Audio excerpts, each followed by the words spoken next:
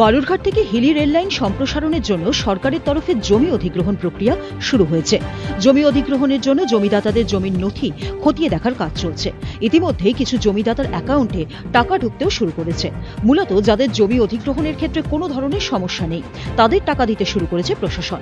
এদিকে অনেকেই রেলের টাকা পেতে শুরু করলেও এখনো বেশিরভাগ জমিদাতা টাকা পাননি। এমন জমিদাতাদের দাবি তাদের জমির সব নথি ঠিকঠাক রয়েছে, পুজোর মধ্যে টাকা ঢুকে যাওয়ার কথা ছিল, কিন্তু 3 মাস পেরিয়ে গেলেও এখনো ঢোকেনি টাকা। অবশেষে দ্রুত টাকার দাবিতে সোমবার বালুরঘাটে জেলা প্রশাসনিক ভবন চত্বরে বিক্ষোভ দেখান হিলি ব্লকের ধলপাড়া গ্রাম পঞ্চায়েতের জমিদাতারা। এ বিষয়ে জেলাশাসক বিজেন কৃষ্ণা জানান, সব নথি খতিয়ে দেখার পর টাকা দেওয়া হচ্ছে। কারোর কোনো অভিযোগ থাকলে তাও খতিয়ে দেখা হবে। আমরা এসেছি যে আমাদের যে জমি পড়েছে রেলেতে, আমরা হয়তো ওই জমিটা দিয়ে অন্য কোথাও জমি কিনবো, কারো বাড়ি পড়েছে সে হয়তো বাড়ি জায়গা কিনবে, আমরা বায়না দিয়ে রেখেছি, সেই টাকাটাও আমাদের ওইখানে মার চলে যাচ্ছে, আবার এখান থেকেও আমরা টাকা পাচ্ছি না। সেই কারণে আমরা এই ডিএম অফিসে এসেছি। আমরা এর আগেও অনেক কয়েকদিন ঘুরেছি যে আমাদের যাদের পেপারস ক্লিয়ার আছে তাদেরকে টাকাটা আপনারা দিয়ে দেন।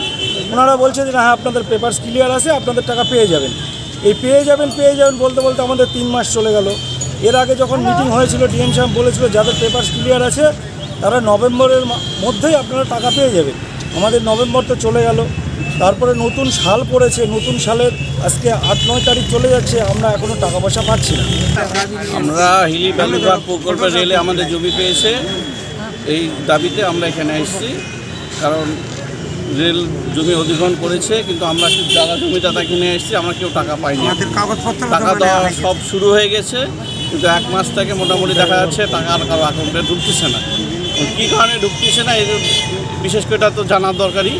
কী নিয়ম হলো, কোন নতুন সাহেব আসছে, সে নতুন নিয়ম করছে, তার জন্য শোনা যাচ্ছে এর জন্য হতে পারে।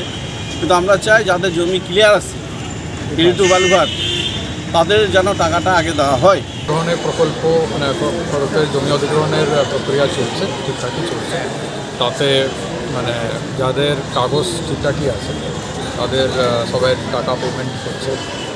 এবার যাদের শরিকি সমস্যা যদি কিছু থাকে, তার কত পরিমাণ, একটাই প্লট আছে তাতে আমরা ধরুন কত টাকা দিচ্ছি, কিন্তু ওখানে দেখে গেল যার নামে আছে তার ছেলেমেয়েরা যারা আছে তাদের কত করে কত ভাগ এক একজন পাবে। এটাতে যেখানে যেখানে একটা ডিসপিউট এগুলো আছে সেটা আমরা ফিল্ডে গিয়ে ওটা ভেরিফাই করে নিয়ে মাপানাপি করে তাতে ভবিষ্যতে কোনো লিগাল কোনো সমস্যা যেন না হয় ওটা করে এইভাবে করা হয়েছে। আজকে শুনলাম, আমি অফিসে নেই একটু মুহূর্তে, সেই জন্য ওটা আমাদের অফিসাররা দেখছে। কোনো অভিযোগ থাকলে সেটাও হয়ে যাবে, টাকারও কোনো অসুবিধা নেই। এবার কার কত টাকা পাওয়ার বাকি আছে বা কেন পাচ্ছে না সেটা কেস বাই কেস দেখছে। কিন্তু ইন জেনারেল বলছি কোনো অসুবিধা হচ্ছে না, ঠিকঠাকভাবেই চলছে।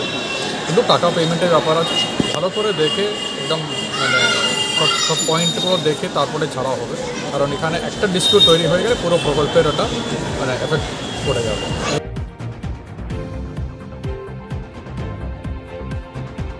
বালুরঘাট থেকে রূপক সরকারের রিপোর্ট, উত্তরবঙ্গ সংবাদ।